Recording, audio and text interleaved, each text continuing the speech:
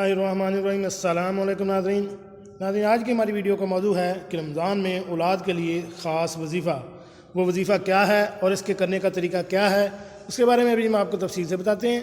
Video شروع کرنے سے پہلے میری آپ سے ریکویسٹ ہے کہ اگر آپ میرے اس چینل دینی مسائل پر نئے ہیں تو میرے اس چینل کو سبسکرائب کریں اور ساتھ بیل آئیکن کا بٹن بھی پریس کر دیں تاکہ ایسی معلوماتی ویڈیو آپ کو بار وقت ملتی رہیں۔ جی ناظرین، رمضان کا وظیفہ ہے، یہ وظیفہ رمضان میں کرنا ہے۔ انشاءاللہ اس وظیفے کے صدقے آپ کو اولاد اللہ تعالیٰ عطا کریں گے۔ وظیفہ شروع کرنے سے پہلے یہاں پر ایک بات کہنا چاہتا ہوں کہ میری ان باتوں کو بہت ہی زیادہ غور سے سنیے گا۔ آج کا یہ وظیفہ بہت ہی پاورفل ہے۔ آپ نے رمضان کے مہینے میں یہ وظیفہ کرنا ہے۔ انشاءاللہ تعالیٰ اللہ پاک آپ کو اس وظیفے کے صدقے اولاد عطا کریں گے۔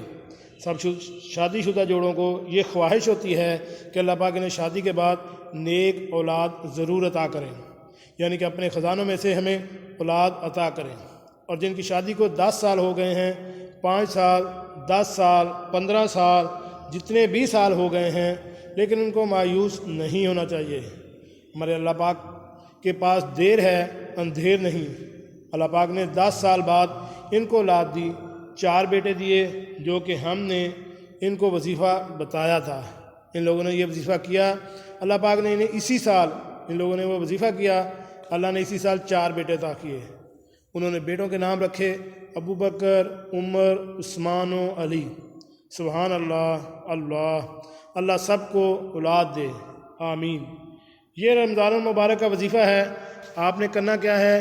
یہ وظیفہ لا الہ الا اللہ محمد الرسول اللہ صلی اللہ علیہ وآلہ وسلم کلمہ طیبہ کا وظیفہ ہے۔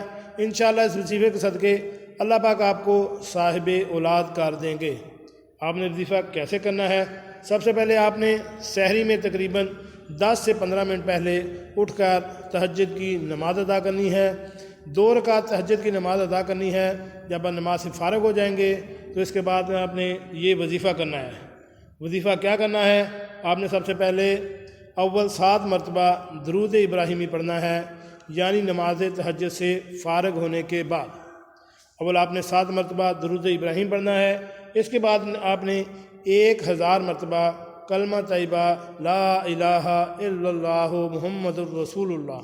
آپ نے 7 مرتبہ درود ابراہیم پڑھنے کے بعد 1000 مرتبہ کلمہ طیبہ پڑھنا ہے، اور 1000 مرتبہ کلمہ طیبہ پڑھنے کے بعد آخر میں 7 مرتبہ درود ابراہیم کا ورد دوبارہ کرنا ہے۔